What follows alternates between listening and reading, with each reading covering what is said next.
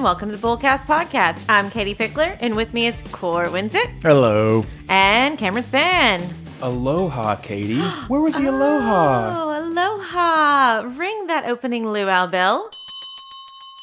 Okay, you're probably wondering, why are we saying aloha and mahalo and talking about luau Actually, bells? I have been trying not to say things that would remind the other people in the office that we were where we were. And so I have been avoiding saying aloha. And I keep throwing my shakas up. I taught my kids how to throw up shakas. You know, like the surfer thing. Okay, so the reason we're talking about this is we actually just got back from being in Maui and went down there to do a kind of 2-day leadership training session with a client we have down there, and different people from the community that's a part of this organization joined in on this, and it was a lot of fun. We wanted to make sure that we, thought about you guys, our listeners. We couldn't take all of our podcast equipment with us, but we did record like a short little blip. And so listen to this of us at a luau.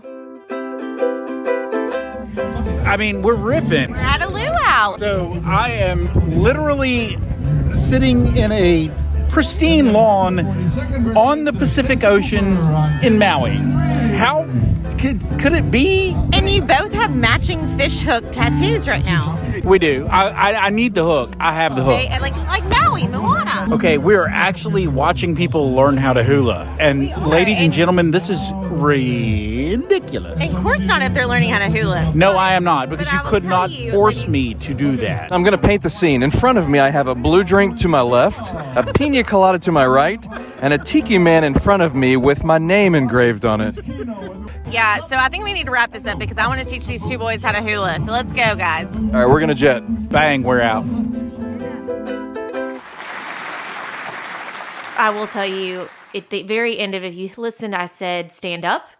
Yeah. She was demanding Court to stand up to dance. Court stood up and did a little like hip shaker thing, but I didn't capture that. But Cam learned the dance. It is epic. I have a video of it. Maybe one day we'll share that with the world. Sounds incriminating, Katie. Okay, so this episode is not about us talking about, we went to Maui and, got to teach people, but then also had a little bit of fun. This is kind of a continuation of episode 92. Mm-hmm. Yeah, that's the one we talked about, sharpening the saw. And I know you've heard on several of these episodes, we talk about how we do an episode and we have to get past David Pickler and we have to get past compliance. And so every time, David will listen to us, he'll give us feedback and, tell us, can it go on and can it not? Most of the time he's always like, yeah, it's great. But then he has little nuggets that we may have forgotten about. And the really important ones, we make sure to either go back and edit and add it in there, or we ended up doing a whole episode on his ads. So this is one of those examples. We did the sharpening the saw, and that episode we really talked about taking care of you and making sure that you understand that you are the saw and you don't need to let yourself become dull. You need to take care of yourself. Well, what we really didn't touch a lot on was the continuing education, the learning aspect of sharpening the saw, sharpening your mind in whatever field you're in. Yeah, this is a classic example of Katie's sharpening the saw was very much about don't get so worn down that you can't work. You've got to make sure that you stay sharp, so to speak. So that would involve like relaxing and vacationing and stuff like that. And David Pickler was like, nope, sorry, hard no. That's not at all what sharpening the saw is about. It is about education and making sure that you keep your mind sharp by continuing to learn, and that life is about the lifelong pursuit of educating yourself. Yeah. So I'm gonna jump in real quick. Katie, do we have a list planned for this episode? We don't have a list for this one. This one is kind of just we figured with the Hawaii part that was kind of in lieu of a list. Well, I have a very short list, and I'm gonna put you both on your toes here. Let's go around robin and just say your favorite thing or activity from Maui. You want to jump in, Katie? Okay, so something totally off the wall that we actually do get to do in Maui is I had been before, and so you expect when you go there to do a lot of the really cool touristy elements, but Maui is not like the Big Islands, not like some of the other areas that it's so touristy. What the coolest thing is probably I got to play my first disc golf game ever. Yeah, that's because of Cam. Cam's a big disc golf fan, and I've thrown the disc out here in our little grassy area by our office, but never actually played a game. And so I have the battle scar and everything to prove it. The past 2 days, I've had people go, "What'd you do to your knee?" Well, let me tell you, I was playing disc golf in the jungle of Maui with like ditches and trails, and it was craziness. It was epic.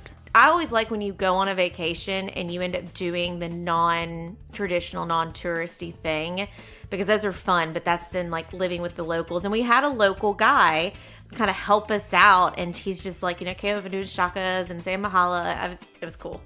Man, you stole mine, but I've got another one. Sorry. Cortland? Okay, so mine is easily the sunrise. Oh, yeah. Yeah. Yep. Yeah. Okay, you stole mine, but I've got another one.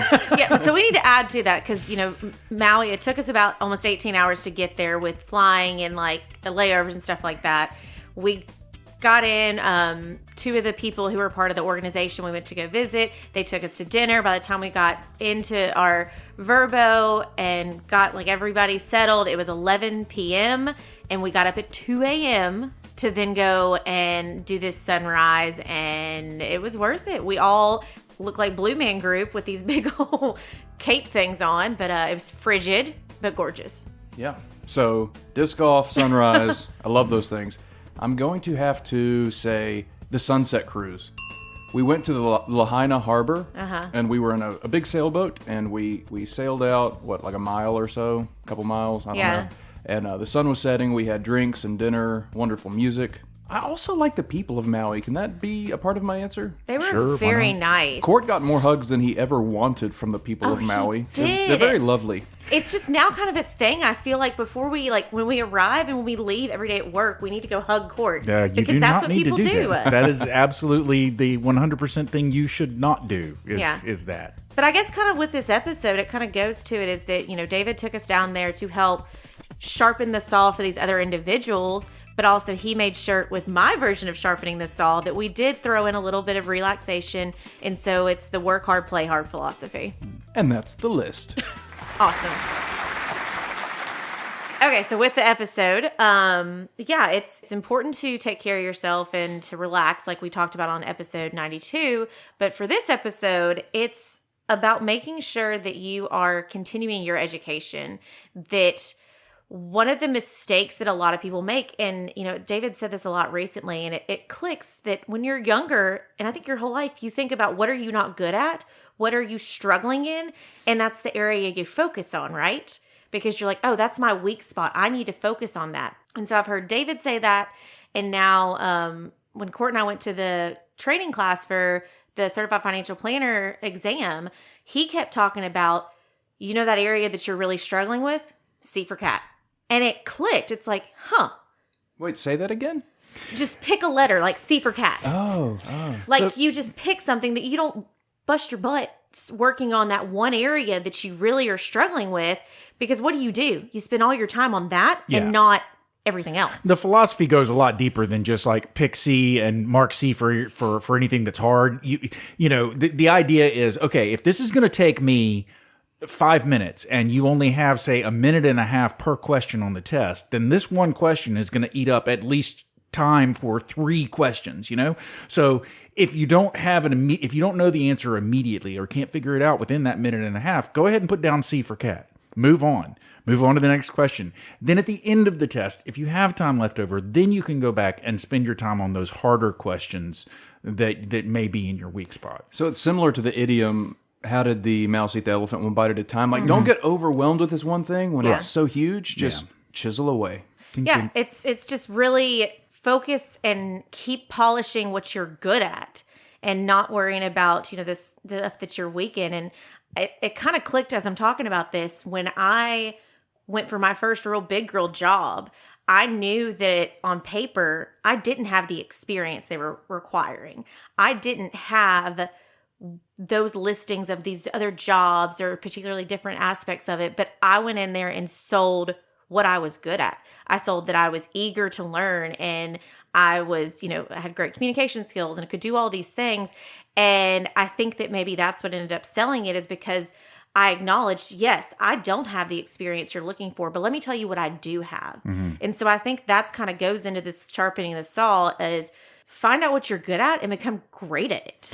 Well, yes, but I mean, it is also about pursuing that, basically a lifelong pursuit of knowledge, finding new areas that you don't know anything in, and making sure that you add to it, whether that be a new area of the particular thing that you already practice, or a new language or something like that. That ongoing pursuit of knowledge, constantly making sure that you're not sitting still, that you're evolving and so forth. That can be just as important. It's really, it comes down to, none of us are ever done learning. There's always something else you can learn that you didn't know before. And it's something we tell people all the time when they're planning to retire. It's, you've got to still find something to keep your mind going. You've got to find something you're interested in and learn about a new hobby or learn about new things. And, I don't know that I ever really had this in college, but I always heard the term of people going and auditing classes, that you could go and take a class on movies or whatever you'd see to be a retired person or an older person going and checking it out. But I always think that's fascinating. Think about some of those classes you could have taken in college, but you were so focused on hurrying up and getting the degree, or you didn't have the financial ability to take a bunch of extra classes. It'd be so great to go back and take a class every so often that are just on random things you want to learn about. So Robin has always, with all of our children, told them to take those crazy classes that seem absolutely pointless compared to whatever it is you get your degree in. And I have always said, and you and I have discussed this before, I have always said that one of my big regrets from my college days is not taking more history and really enjoying the history classes more, because it had nothing to do with my major, but I've later in life really come to enjoy classes and topics that revolve around history, world history, American history. It's all fascinating to me.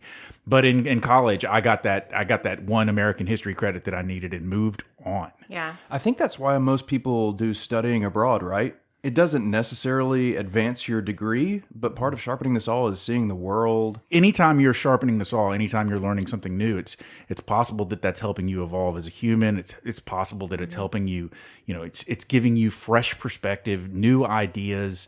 Yeah, you're not staying in that bucket of we've always done it this way. And y'all's conversation just triggered two things with me. Making sure that you don't know that knowledge you could get that was so random could not come into play with that next client that comes in, or that next friend, or building a relationship with somebody, because you have this random knowledge of some course you took that you can make it both ways of the sharpening saw. Like David's way of really education and expanding your mind, but my way of a relaxation. I know my best friend, she just finished, it's not doctorate, but a master's in gardening. And it was just kind of a fun thing. Has nothing to do with her actual job, but she now is a certified gardener or something like that, because she took these courses and she can brag about having a super green thumb. Exactly. Exactly. I mean, yeah, it's making sure that the phrase of always done this way irritated the crud out of me when I was at my other job. And I hate when I hear it, because so many people use that as a crutch. Oh, we always do it this way. We've had several new people kind of come on board, and I have told several of them, hey, as you're going through training, as you're looking at things, if you find something that we're not doing to the best of our ability, or there's new ways to do it, please tell us. Yeah, mediocrity is an interesting concept. When you think about things as being mediocre, I don't think people really consider mediocre a positive thing, but it was definitely, for my generation, that sort of slacker mentality. Mediocrity is king. It's kind of the world of meh that you live in. But it's interesting, David, another thing that he frequently says is, the enemy of great is not bad. The enemy of great is good.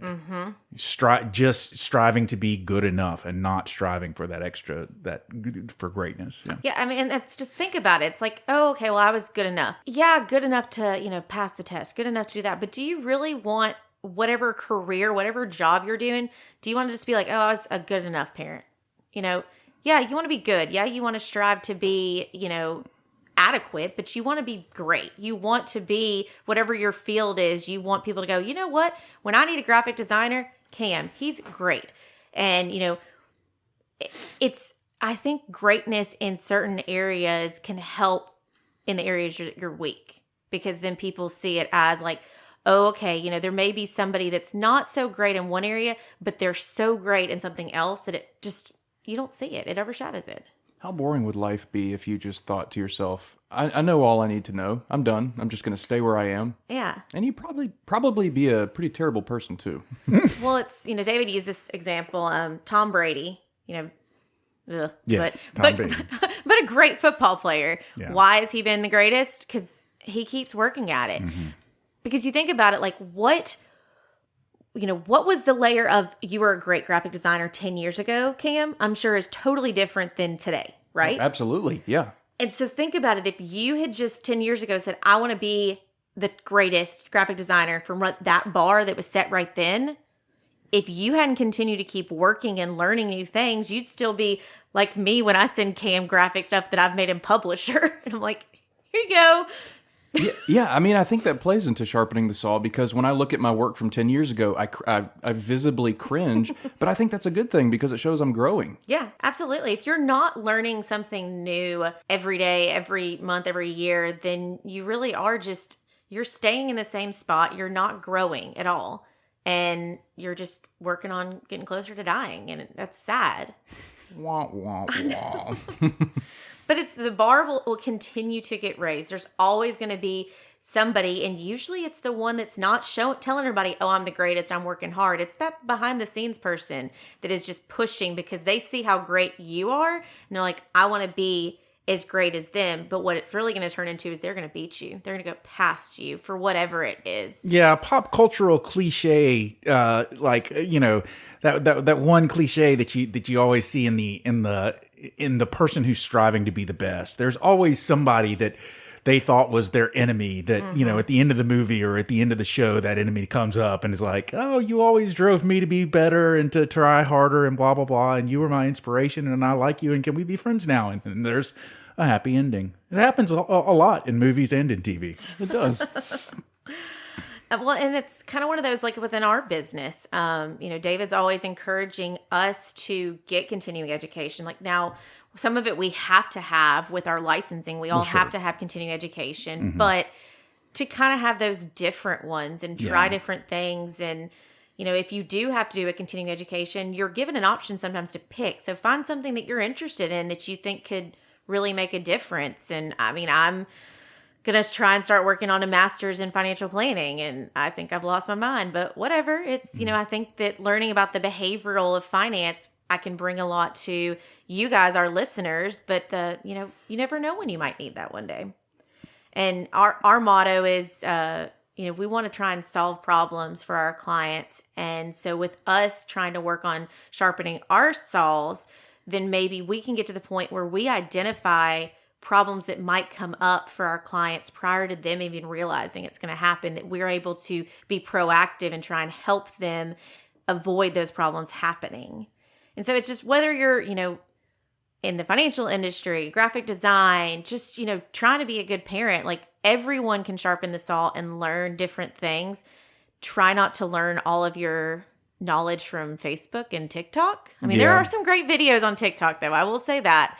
But just, with a grain of salt, especially if you're trying to learn, politics or something like that, something really controversial, make sure you do the research and find the right places to learn. You might be able to come up with the answer yourself. Like David Piccoli the other day in his presentation was saying, if you're trying to think of the answer to something, don't just immediately go to Google. You could learn more by finding a book on the topic, or by just, maybe it's something that you're just trying to remember, and you need that brain workout of actually going through the steps of reminding yourself what the answer to something is. You've got it in there. So, there are a lot of ways out there that you can keep working that brain out and make sure that it's not getting soft. You saying that, and maybe this is just me, but I feel like I used to know directions so much better than when I had to kind of remember where to go. But now that you rely on a GPS, you're just trusting that. And I don't feel like my brain is like locking in. You turn here, you turn there, you turn there. Like, I feel like that's missing because you're just relying on something you're relying on a phone to be your brain. That's right. I remember on road trips, my dad would have an atlas or MapQuest when that was a big thing, just printed out turn by turn instructions.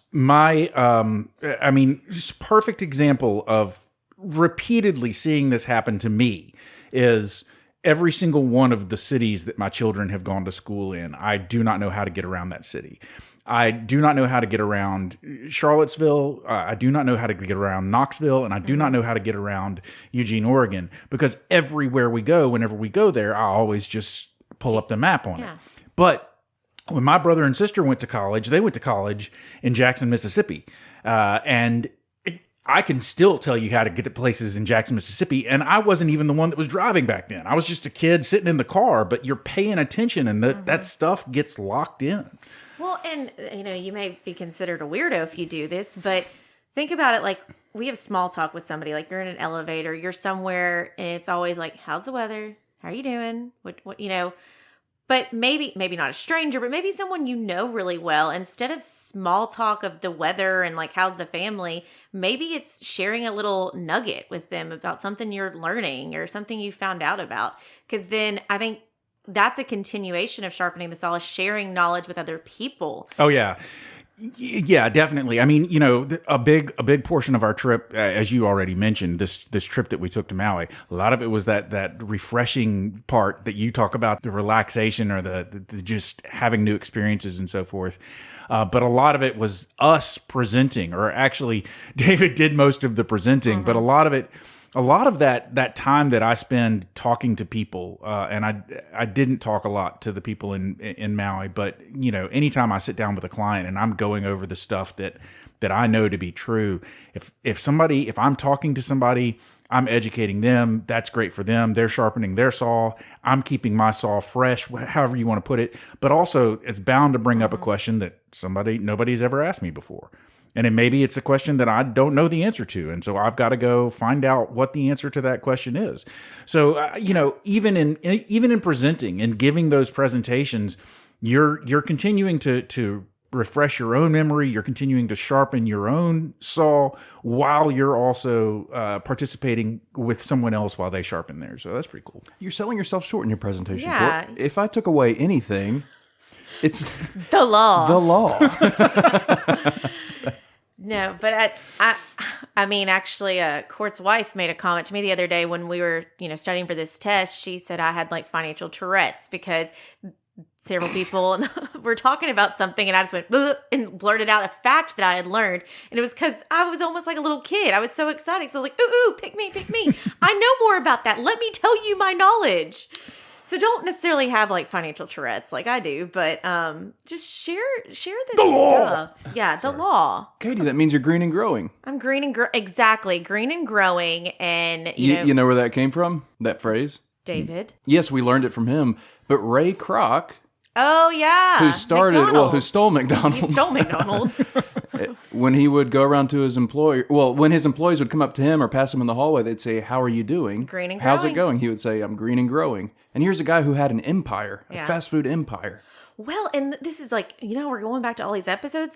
If you have some new knowledge that you've picked up, then this is great stuff to bring up at the Thanksgiving table instead of those awkward conversations that usually end up happening. So someone's starting to have a little tiff talking about politics. You can be like, you know what? Let me tell you about how I learned about humpback whales and that they don't eat for 102 days. And scene. But another note that because I did get some notes from David about what we needed to add, is he put something on here about evolving and adapting. And I'm not sure if we've said this on this on any of these episodes before, but how the phrase survival of the fittest, that's wrong. I mean, that sounds like a court. Wrong. So what the law. What it actually is, it is not the most intellectual of the species that survives. It is not the strongest that survives, but the species that survives is the one that is able best to adapt and adjust to the changing environment in which it finds itself. Boom. So it's not you're strong and you're going to win. It's you're flexible. You can pivot.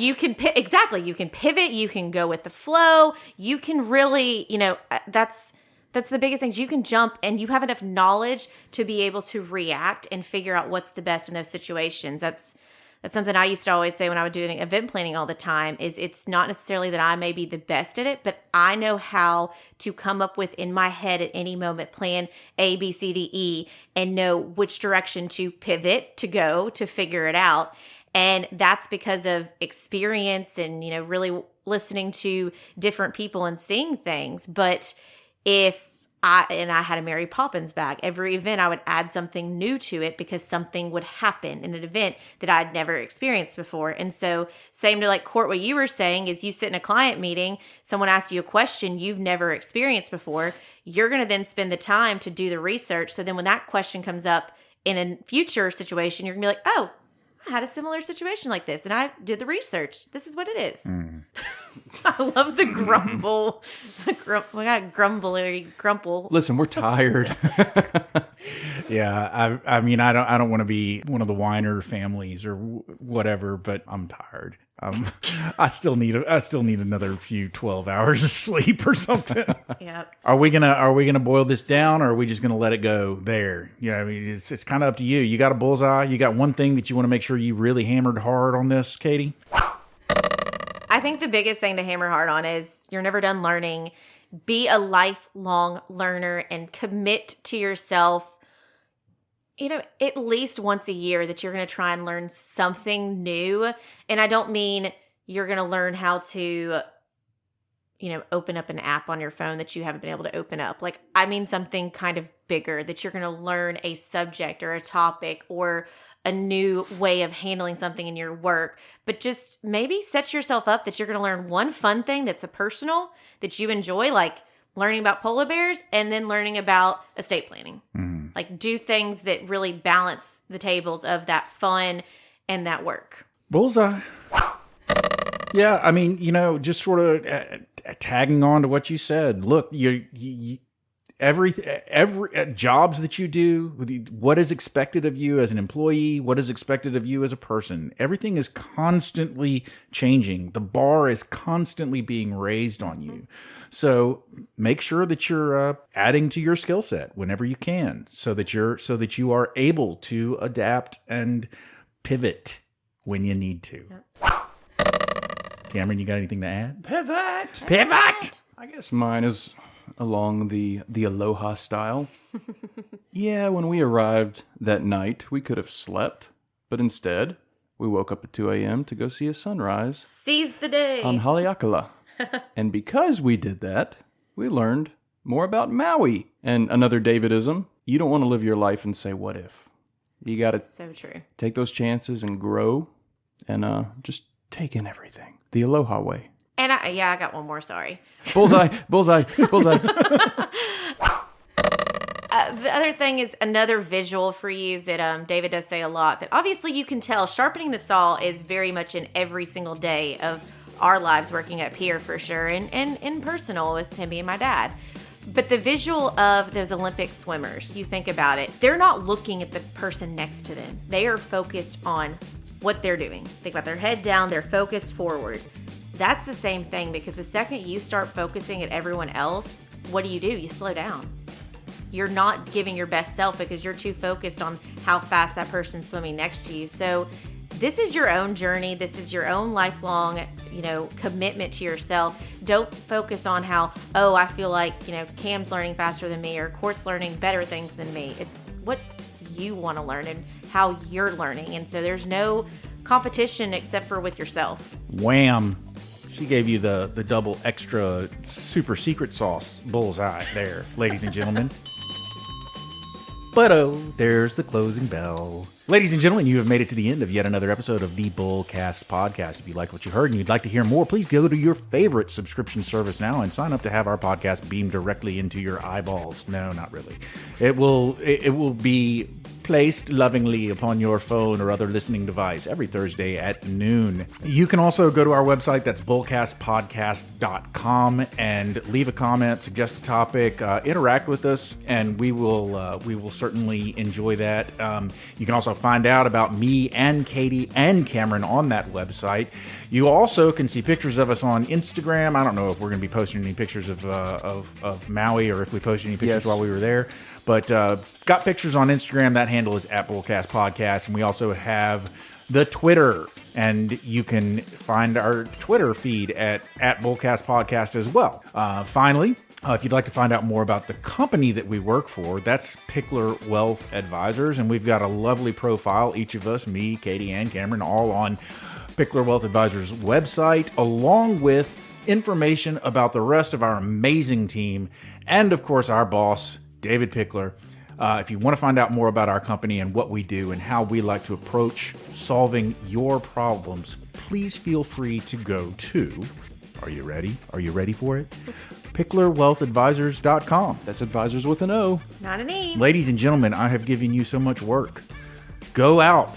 Go forth. Sharpen that Be saw. learning. Sharpen the saw. Climb Haleakala. There you go. Do it all and report back to us next week. Until then, I am Court. I'm Katie. I'm Cameron. And we out. Aloha. Hello. Ha.